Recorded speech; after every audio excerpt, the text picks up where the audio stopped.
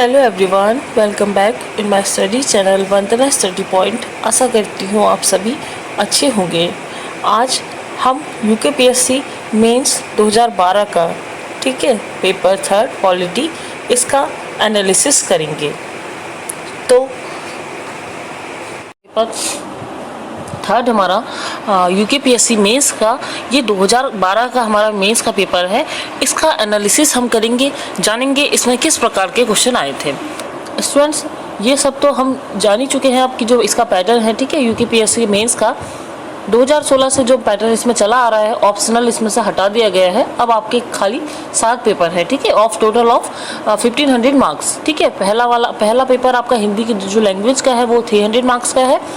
बाकी के जो 6 पेपर्स हैं आपके वो 200 मार्क्स के हैं। तो जो बाकी के 6 पेपर्स हैं इसमें, ठीक है, 6 के 6 जो पेपर्स हैं सारे पेपर्स का सेम पैटर्न है। ये 4 सेक्शंस में डिवाइड होता है, ठीक है। फर्स्ट जो इसमें पार्ट होता है उसमें 15 क्वेश्चंस आते हैं, वो 2 मार्कर वाले होते हैं, कंपलसरी होते हैं। सेकंड पार्ट आता है इसमें उसमें हमारे 10 क्वेश्चंस होते हैं, कंपलसरी होते हैं और वो 5 मार्क्स के होते हैं, ठीक है। थर्ड जो इसमें एक सेक्शन होता है, थर्ड पार्ट कह लीजिए इसे, उसमें हमारे 7 क्वेश्चंस आते हैं। जो सातों के साथ कंपलसरी ना होके आपको उसमें चॉइस मिलती है, आपको उसमें कोई 5 करने होते हैं और वो क्वेश्चन आपके 8 मार्क्स के होते हैं, ठीक है। And that at last part जो 4 होता है हमारा, देयर आर ऑल्सो 7 क्वेश्चंस, ठीक है। एंड वो कंपलसरी नहीं है, तो वहाँ पे भी आपको चॉइस है कि 5 क्वेश्चन करने हैं। एंड वो जो क्वेश्चंस हैं आपके वो 16 मार्क्स के हैं, ठीक है। तो आइए देख लेते हैं कि हमारा किस प्रकार का ये पेपर आया था, ठीक है। ये पॉलिटी का पेपर है। पॉलिटी में देखिए, सबसे पहले जो 2 मार्क्स का हमारा एक क्वेश्चन आया है वो आया है हमारा, भारतीय विदेश नीति के प्रमुख दार्शनिक आधार क्या है।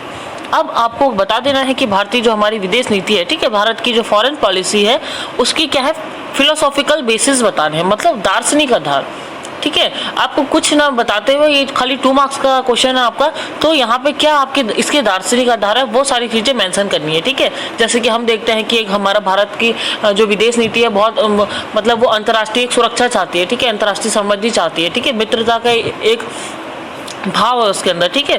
तो ये सारी चीज़ें हैं जो हमारे इसमें दार्शनिक में आ जाता है, ठीक है। इस तरीके से आपको इसमें लिखना है। नेक्स्ट देखिए, ग्लोबलाइजेशन के बारे में पूछा है आपसे, वैश्वीकरण। अब हम बहुत कुछ जानते हैं वैश्वीकरण के लिए, लेकिन यहाँ पे हमें क्या करना है, यहाँ पे हमें बहुत ज़्यादा समराइज करके उसे 20 वर्ड्स में लिखना है। जो उसके बारे में ज़्यादातर अच्छी चीज़ें हैं, ज़्यादा फैक्चुअल नॉलेज है, वो हमें सब लिख देनी है ताकि हमें पूरे के पूरे इसमें मार्क्स मिले, ठीक है। थर्ड देखिए, सर्व शिक्षा अभियान क्या है। हम सभी जानते हैं स्टूडेंट कि हमारा सर्व शिक्षा अभियान क्या है, ठीक है, बेसिक शिक्षा से संबंधित है। आप आराम से उसमें 20 वर्ड्स कोई भी बच्चा आराम से लिख सकता है। नेक्स्ट देखिए, मध्याह्न भोजन योजना क्या है, ठीक है, मिड डे मील के बारे में बताना है। अब एक चीज़ स्टूडेंट्स, आप मध्याह्न जो भोजन ये योजना है, ठीक है, ये हमारी हम देखते हैं कि प्राइमरी स्कूल से है, ठीक है। और बाकी इसमें जो छोटे बच्चों को इसमें खाना प्रोवाइड कराया जाता है, ठीक है, मिड डे मील स्कीम में। एक तो ये हमारा क्वेश्चन इम्पॉर्टेंट है, ठीक है, अभी 2022 के लिए भी इम्पॉर्टेंट है। क्यों इम्पॉर्टेंट है, वो इसलिए इम्पॉर्टेंट है क्योंकि हाल ही में 2021 में, ठीक है, इस योजना का नाम बदल के हमारा क्या कर दिया गया है, पीएम पोषण कर दिया गया है। तो ये योजना का हमारा नाम बदल के मध्याह्न मिड डे मील स्कीम का नाम चेंज करके पीएम पोषण योजना कर दिया गया है, ठीक है। इस लिहाज से हमारी ये स्कीम हो जाती है बहुत ज़्यादा इम्पोर्टेंट, क्योंकि मेंस में हमारे करंट से रिलेटेड जो चीज़ें हैं, टॉपिक्स जो भी हमारे particular mention in our syllabus, ठीक है, तो वो सारी चीज़ों को आप टारगेट करते हुए बहुत अच्छे से एक स्मार्ट प्लानिंग करिए अपनी। क्योंकि जब आप एक अपनी टारगेटली स्टडी करते हैं, ठीक है, आप अपनी देखिए एक हर चीज़ पूरा जो 1 साल में अपना यहाँ पे हो रखा है, ठीक है, जितनी भी चीज़ें हैं, चाहे कोई स्कीम रिलेटेड है, कुछ भी है, ठीक है, जैसे ये मिड डे मील का नाम बदल दिया है, तो अब डेफिनेटली आपकी इस स्कीम के बारे में पूछे जाने के काफ़ी चांसेस बन जाते हैं। ये क्वेश्चन आपका 2 मार्क्स में भी आ सकता है, ये क्वेश्चन आपका 5 मार्क्स में भी आ सकता है, ये आपका 8 मार्क्स में भी आ सकता है और ये आपका 16 मार्क्स में भी आ सकता है, ठीक है। तो यही सारी चीज़ें हैं, आपको इस स्कीम के बारे में अच्छे से पढ़ना है, इसके बैकग्राउंड सारे अच्छे से देख लेने हैं, कब ये स्कीम लॉन्च होती है ये भी आपको पढ़ लेना है, ठीक है। नेक्स्ट देखिए, केंद्रीय सतर्कता आयोग, सीवीसी के बारे में बताना है। बहुत अच्छे से आपने लक्ष्मीकांत की बुक में इसके बारे में पूरा पढ़ चुके होंगे आप लोग। जैसा कि मैं आपको हमेशा एक चीज़ सजेस्ट करती हूँ कि कोई भी आप एक टॉपिक अगर पढ़ रहे हैं तो टॉपिक आप कभी भी कोई पढ़ते हैं तो उसे आपको 20 वर्ड्स 50 वर्ड्स, या मेरे कहने का ये मतलब है कि आपको उस टॉपिक को शॉर्ट में ना टारगेट करते हुए आपको हमेशा मेन में टारगेट करना है। मेन मीन्स 250 वर्ड्स में आप कोई भी चीज़ पढ़ रहे हैं, आप कोई पेपर सॉल्व कर रहे हैं, ठीक है, या कोई सा भी टॉपिक पढ़ रहे हैं, तो आपको ये एक टारगेट करना है कि उसके बारे में आपको ज़्यादा से ज़्यादा चीज़ें पढ़ लेनी है। मोर नॉलेज इसी है, ठीक है। सीवीसी आप देखेंगे लक्ष्मीकांत के बारे में, इसका पूरा एक फुल चैप्टर है। तो लक्ष्मीकांत में जैसे इंपॉर्टेंट जो टॉपिक हैं, ठीक है, constitutional bodies and non constitutional bodies, ठीक है, उन दोनों का आप बहुत अच्छे से कवर अप कर लीजिए, उनके बारे में आप पूरा पढ़िए जो भी आपका लक्ष्मीकांत में मेंशन है, क्योंकि हो सकता है इस बार सीवीसी हम देख रहे हैं 2 मार्क्स में आया था 2012 में, इस बार ये हो सकता है कि 8 मार्क्स में आ जाए, ठीक है, या आपका 16 मार्क्स में आ जाए। तो ये सारी चीज़ें हैं स्टूडेंट्स, आपको कोई भी आप टॉपिक पढ़ रहे हैं तो आपको बहुत अच्छे से उसको कवर करते जाना है, एटलीस्ट आप उसके बारे में 250 वर्ड्स ईजिली लिख सके। यही सारी चीज़ें होती हैं जो हमें सक्सेस दिलाने में एक मदद करती है कि हम अपनी जो एक तैयारी है वो कितना अच्छे से करते हैं, ठीक है। तो आपको कोई भी टॉपिक किसी भी टॉपिक के बारे में कंसाइज वे में ना पढ़ के, ठीक है, आपको अच्छे से पढ़ना है, उसके बारे में सारी चीज़ें पढ़नी है, ठीक है, एनालिसिस करना है उस चीज़ का। हिमालयी सुनामी क्या है, अब देखिए ये आ रखा है इसमें, इसके बारे में तो आपको ये बताना है, ठीक है। मूल्य आधारित प्रशासन किसे कहते हैं, वैल्यू बेस्ड एडमिनिस्ट्रेशन, ठीक है, ये भी इजी है, 20 वर्ड्स में आपको लिखना है, आप बता सकते हैं। निजी सदस्य विधेयक से क्या भाव है, ठीक है, तो ये बिल के बारे में पूछा गया, आपको इसके बारे में बताना है, ठीक है। घरेलू हिंसा से महिला संरक्षण कानून 2005 के अंतर्गत घरेलू संबंध से क्या तात्पर्य है। अब इसमें आपको बता देना है, ये भी 20 शब्द हैं, ठीक है, इसमें आप आराम से इजीली लिख सकते हैं कि घरेलू जो संबंध है उससे क्या तात्पर्य लिखा है, ठीक है। साप्टा क्या है, इसके क्या उद्देश्य हैं। अब जैसे हम देखते हैं इसमें साप्टा है, ठीक है, तो ये जो भी इसके क्या कहते हैं ऑर्गेनाइजेशन है, ठीक है, G20 हो गए, साप्टा हो गया, ब्रिक्स हो गए, एशियन हो गए हमारे, ठीक है, तो इन सारी चीज़ों को आपको कवर अप करते हुए जाना है, क्योंकि ये डेफिनेटली इसमें से कोई ना कोई चीज़ें हमेशा एग्जाम में पूछी ही जाती हैं। अब देखिए मातृ स्वास्थ्य में सुधार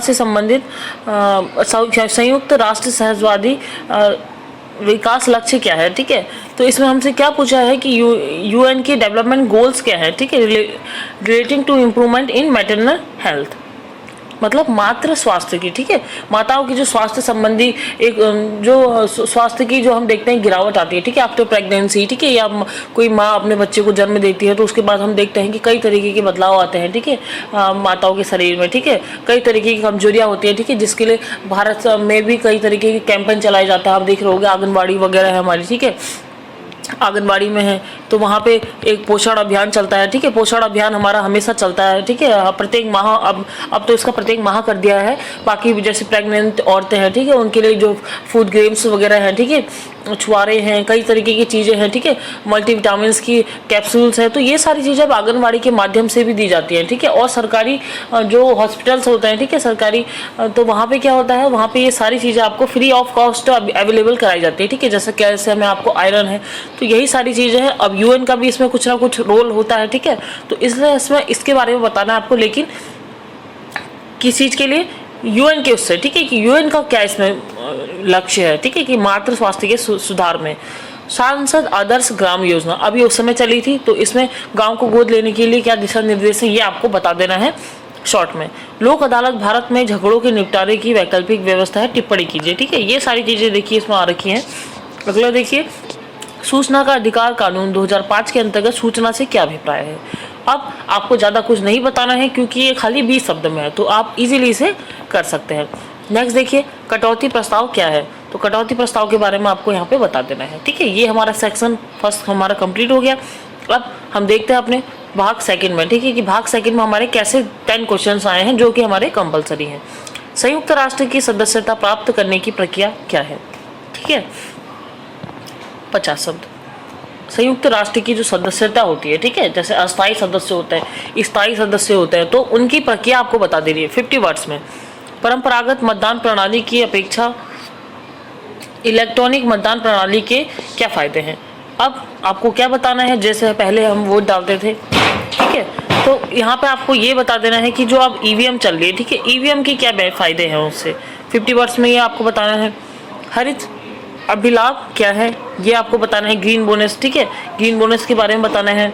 अब देखिए यहाँ उरेडा के बारे में पूछा गया है, ठीक है। उरेडा बहुत इंपॉर्टेंट टॉपिक है आपका, क्योंकि उरेडा आपका रिन्यूएबल एनर्जी का एक सोर्स है, ठीक है। उरेडा हमारा जो इसका हेडक्वार्टर है हम देखते हैं अल्मोड़ा में है, ठीक है। बाकी इसके और जगह क्षेत्रीय कार्यालय है, तो अल्मोड़ा में इसका हेडक्वार्टर है। और आप देखेंगे ये क्वेश्चन आपको उरेडा कहीं ना कहीं कोई ना कोई आपको पेपर में मिल जाएगा, चाहे वो इकोनॉमिक्स हो या पॉलिटी हो या आपका ज्योग्राफी हो, ठीक है, या एक साइंस एंड टेक हो। तो ये सारी चीज़ों में आपको उरेडा के बारे में, जो उत्तराखंड में उरेडा है, ठीक है, उत्तराखंड की जो उरेडा की है स्थिति, उसके बारे में, उसकी स्थापना कब होती है, उसका हेडक्वार्टर कहाँ है, उसके क्या क्या कार्य हैं, ठीक है, वो सोलर लाइट या बाकी की जो भी चीज़ें हैं, ठीक है, तो उसमें कैसे कार्य करता है, उसके बारे में आप बहुत अच्छे से एक 250 वर्ड्स में ये क्वेश्चन अपना तैयार कर लीजिए, क्योंकि ये है इंपॉर्टेंट क्वेश्चन आपका, ठीक है। नेक्स्ट देखते हैं, आइए अगला क्वेश्चन क्या है हमारा। नेक्स्ट है हमारा अनुसूचित जाति और जनजाति आयोग के कार्यों का वर्णन कीजिए, ठीक है। अब आपको सिंपली जैसे अनुसूचित जाति है जो और जनजाति के जो कार्य हैं, ठीक है, उस आयोग के कार्यों का वर्णन करना है। तो दोनों के लगभग एक ही कार्य हैं। आप पढ़ेंगे, अगर आपने लक्ष्मीकांत की बुक पढ़ी है तो आपने 1 2 3 4 करके जो भी उसके पॉइंट्स हैं, ठीक है, आपने देखा होगा सारी चीजें सेम है, बस जाति की जगह पे आपको जनजाति लगा देना है। तो ये क्वेश्चंस आपके काफी इजी बन जाता है यहाँ से, ठीक है, क्योंकि जैसे अनुसूचित जाति आयोग क्या करता है, अनुसूचित जाति के संरक्षण का काम कार्य करता है। उनके अगर उन पे कोई उत्पीड़न होता है, कोई अत्याचार होता है तो उसकी निपटारे की सुनवाई करता है, ठीक है, उस पर ध्यान देता है, उनके लिए दिशा निर्देश जारी करता है। तो यही काम अनुसूचित जनजाति आयोग भी करता है, वो अनुसूचित जनजाति के लिए कर देता है, ठीक है। तो ये इजी है आपका। भारत में अब देखिए आईसीडीएस आ रखा है, ठीक है, तो आईसीडीएस के आपको उद्देश्य बताने हैं यहाँ पे। थोड़ा सा आईसीडीएस बता दीजिए कब स्टार्ट हुआ है, फिर सीधे उसके उद्देश्य बता दीजिए। संयुक्त राष्ट्र की महासभा की समिति संरचना का वर्णन कीजिए। अब जो यहाँ महासमिति की समिति की संरचना है, ठीक है, उसके बारे में आपको बता देना है। नेक्स्ट देखिए, पंचायतों तथा नगर पालिकाओं के लिए गठित किए जाने वाले वित्त आयोग के कार्यों का उल्लेख कीजिए। ये आपको बताना है, मतलब वित्त आयोग क्या है, ठीक है, वित्त आयोग के बारे में आपको बताना है। डेफिनेटली आप वित्त आयोग के बारे में बताएंगे, लेकिन यहाँ पर आपको बताना है राज्य वित्त आयोग, ठीक है। राज्य वित्त आयोग जैसे हम देखते हैं कि राज्य वित्त आयोग का एक गठन किया जाता है, ठीक है। पंचायती राज के जितने अनुच्छेद है, 16 जो अनुच्छेद है 243 से, ठीक है, 243 तक मैंने एक लेक्चर में पूरे कवर कर रखे हैं। ये बहुत अच्छे से समझा रखा है कि 253 से 243 में क्या क्या चीज़ें पर्टिकुलर है, ठीक है। तो यहाँ पे इन्हीं अनुच्छेदों में एक हमारी राज्य वित्त आयोग का गठन का प्रस्ताव रखा जाता है, ठीक है। तो राज्य वित्त आयोग का जो गठन होता है वो पंचायतों और नगर पालिकाओं में जो फंड वगैरह प्रोवाइड करा जाता है इनके लिए होता है। इसके आपको कार्य बता देने हैं, ठीक है। किन आधारों पर छोटे राज्यों की मांग न्यायोचित है, नहीं है। 50 वर्ड्स में आपको डिस्क्राइब कर देना है कि छोटे राज्यों की मांग न्यायोचित क्यों नहीं है, उसके कारण बताने हैं आपको खाली, ठीक है। उन मौलिक अधिकारों का वर्णन करें जो प्रतिषेध के रूप में है, ठीक है, विचार फॉर्म ऑफ प्रोहिबिशन, ठीक है। तो ये आपको बता देना, उनका वर्णन कर देना आपको, जो भी प्रतिषेध के रूप है उनके बारे में 1 2 3 4 करके आपको मेंशन कर देना है। अब देखिए सेक्शन 3 है जो हमारा, इसमें मैंने आपको बताया था 5 क्वेश्चन आपको करने होते हैं। इसमें आपको चॉइस मिलती है, कोई 2 आपको नहीं आता है उनको आप छोड़ सकते हैं, ठीक है। और ये 8 मार्क्स के क्वेश्चन आपको बहुत अच्छे से करने हैं। प्रवासी भारतीय कौन है, भारतीय विकास में इनका क्या योगदान है। अब देखिए सबसे पहले क्वेश्चन वही आगे 9 जनवरी को हम देखते हैं कि प्रवासी भारतीय दिवस मनाया जाता है, ठीक है, भारत में। क्यों मनाया जाता है, क्योंकि उस दिन क्या होता है, महात्मा गांधी भारत में आते हैं, ठीक है, दक्षिण अफ्रीका से वापस आते हैं, तो ये मनाया जाता है। हर साल इसकी कुछ ना कुछ थीम रखी जाती है, ठीक है। अभी हम देखेंगे, देखा था हमने कि प्री में आई थिंक लोअर पीसीएस के प्री में ये क्वेश्चन आया था कि इस बार की जो प्रवासी भारतीय दिवस था उसकी थीम क्या थी, तो आत्मनिर्भर भारत में योगदान इसकी थीम थी, ठीक है। इसके बारे में बताना है आपको, विकास बताना है। सिटीजन चार्टर से आप क्या समझते हैं, उत्तराखंड सरकार द्वारा इसके दिशा निर्देश में क्या प्रयास किए जा रहे हैं, ये आपको बता देना, ठीक है। भारतीय संविधान के अंतर्गत अल्पसंख्यकों को कतिपय अनिवार्य संरक्षण प्रदान किए गए हैं, विवेचना कीजिए। अब यहाँ पे आपको अल्पसंख्यकों के संरक्षण के बारे में बता देना है। नेक्स्ट देखिए, ई गवर्नेंस क्या है, ठीक है। नेक्स्ट क्वेश्चन आया है आपका, ई गवर्नेंस क्या है, उत्तराखंड में इस दिशा में क्या प्रयास किए गए हैं। तो ई गवर्नेंस के बारे में आपको बता देना है यहाँ पे, ठीक है। और उत्तराखंड के संबंध में आपको बताना है कि यहाँ पे क्या चल रहा है, ठीक है, ई गवर्नेंस में। तो अब जैसे देखेंगे ई गवर्नेंस में अपनी सरकार पोर्टल एक लॉन्च हो रखा है अभी, ठीक है, हाल ही में।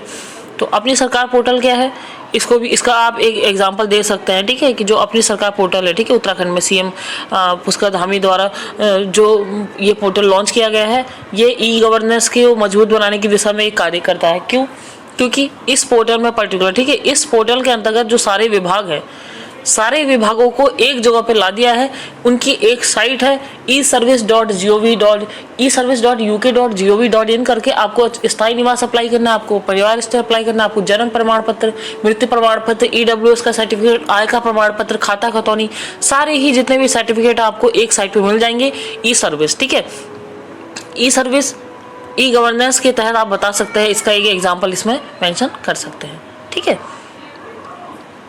भारत पाक संबंधों के मुख्य, अब ये क्वेश्चन आपका, ठीक है, इसको हम लीव कर देते हैं क्योंकि ये हमारा IR से है, ठीक है। ऐसे क्वेश्चन आपके आएंगे जरूर, लेकिन आप इन्हें IR में जो भी आप देखें, अपना टारगेट करें, उनको यही देखें कि अभी करंट में क्या चल रहा है, भारत के किसके साथ संबंध की ज़्यादा चर्चा की जा रही है, ठीक है, या और कोई पर्टिकुलर कंट्री है जिनके बीच में चल रहा है, जैसे रूस और यूक्रेन के बीच में चल रहा है, ठीक है। तो ये चीज़ें आपको देखते हुए चलनी है। अब NRHM के अब जो कार्यक्रम है, ठीक है, NRHM के थ्रू जो कार्यक्रम चलाए जाते हैं उनके बारे में आपको बताना है। नेक्स्ट देखिए, आज के संदर्भ में डिजिटल भारत कार्यक्रम में एक रूपांतरकारी कार्यक्रम होने की क्षमता है, ठीक है, विवेचना कीजिए। अब आपको इसके बारे में डिस्क्राइब करना है डिजिटल भारत कार्यक्रम को टारगेट करते हुए। अब सेक्शन जो 4 है हमारा, ये 80 मार्क्स का होता है, 16 मार्क्स के इसमें क्वेश्चंस होते हैं, ठीक है। यहाँ पे भी आपको 7 क्वेश्चंस मिलेंगे स्टूडेंट्स, और आपको चॉइस है 5 करने हैं। अब देखिए, सबसे पहला जो क्वेश्चन है, वन पंचायतें क्या हैं, उत्तराखंड में इनके गठन और प्रबंधन का वर्णन कीजिए। विश्व शांति की स्थापना में यूनेस्को एक नवीन मार्ग है, ठीक है, ये आपकी टिप्पणी की तरफ आपको एक समझाना है, और यूनेस्को के जो उद्देश्य है, जो भूमिका है इस संबंध में विश्व शांति के संदर्भ में, उनको भी आपको बताना है, ठीक है। तो ये चीज़ है। भारत के राष्ट्रमंडल में बने रहने के निर्णय के मुख्य प्रभावी कारक कौन से थे, स्पष्ट कीजिए, ये आपको डिस्क्राइब कर देना है। अगला देखिए, महात्मा गांधी, अब ये मनरेगा के विषय में आ गया है, ठीक है। यहाँ पे आपको मनरेगा स्कीम मिल गई है। मनरेगा बहुत इंपॉर्टेंट हो जाता है हमारा। मनरेगा हमारा इकोनॉमिक्स में भी आ सकता है, मनरेगा हमारा पॉलिटी में भी आ सकता है। मनरेगा हमारा एक ऐसा टॉपिक है, ठीक है, जो गरीबी से भी संबंधित है। अर्थव्यवस्था में भी हम देखते हैं कि कई टॉपिक्स के अंदर ये हमारा कोरिलेट करता है, ठीक है। तो इसके बारे में आप बहुत अच्छे से पढ़ के जाइएगा। ये क्वेश्चन आपको कहीं ना कहीं डेफिनेटली मिल सकता है, इसके चांसेस बहुत ज़्यादा हैं। केंद्रीय सरकार के विभागों में डेस्क अधिकारी व्यवस्था की भूमिका का वर्णन कीजिए, ठीक है, इसके बारे में आपको बताना है, केंद्रीय सरकार के विभागों में। अब देखिए, नेक्स्ट हमारा काला धन क्या है, इसके क्या स्रोत हैं और इसका क्या प्रभाव है, ठीक है। तो यहाँ पे इसके बारे में बताना है। काले धन की प्राप्ति के लिए सरकार द्वारा क्या उपाय किए जा रहे हैं, इसका उल्लेख आपको बताना है, ठीक है। अब जैसे हमने देखा था क्या हुआ था बीच में क्या हुआ था, आपने देखा होगा कि काले धन को रोकने के लिए, ठीक है, मोदी जी के द्वारा एक रात को 8 बजे घोषणा की गई थी। सारे जो 500, 1000 के जो नोट थे उनको सबको बंद कर दिया गया था, और अगले सिरे से हमारे नए नोट प्रचलन में आ गए थे, ठीक है।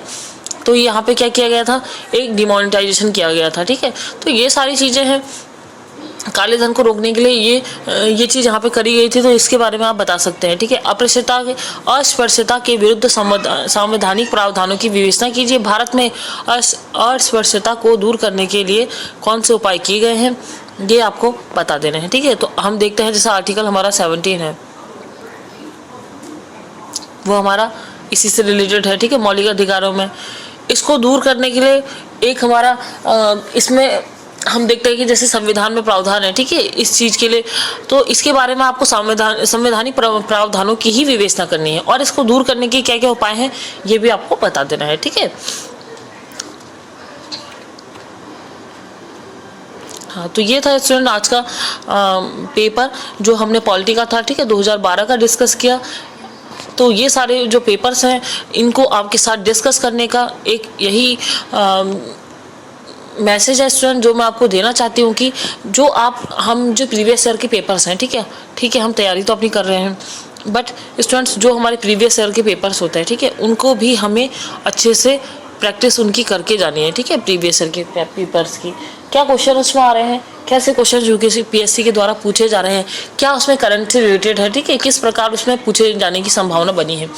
तो उन सभी की लिहाज से ये हमारे जो पेपर्स हैं प्रीवियस ईयर के, ठीक है, 12 का हो या 16 का हो या लोअर पीसीएस का हो, कोई से भी आप मेंस देने जा रहे हैं, फारो का मेंस देने जा रहे हैं, तो आप हमेशा एक प्रीवियस ईयर के पेपर का एनालिसिस जरूर कीजिए, क्योंकि ये बहुत ज़्यादा गोल्डन अपॉर्चुनिटी होती है आपके लिए, ठीक है, कि आप किसी पेपर का एनालिसिस करके जाते हैं तो मोस्ट ऑफ द चांसेस आपके बढ़ जाते हैं कि आप बहुत अच्छे से एनालिसिस कर देते हैं, तो आप समझ जाते हैं कि हाँ इस तरीके के पेपर आ रहे हैं। आप अपनी उस बैलेंस वे में स्ट्रेटजी के तहत क्या करते हैं, अपनी तैयारी करते हैं, ठीक है, तो आपके सक्सेस पाने के चांसेस भी इसमें बहुत ज़्यादातर बढ़ जाते हैं, ठीक है। तो ऑल द बेस्ट स्टूडेंट, इसी तरीके से अपनी तैयारी करते रहिए। मिलते हैं नेक्स्ट वीडियो में, ठीक है। Thank you.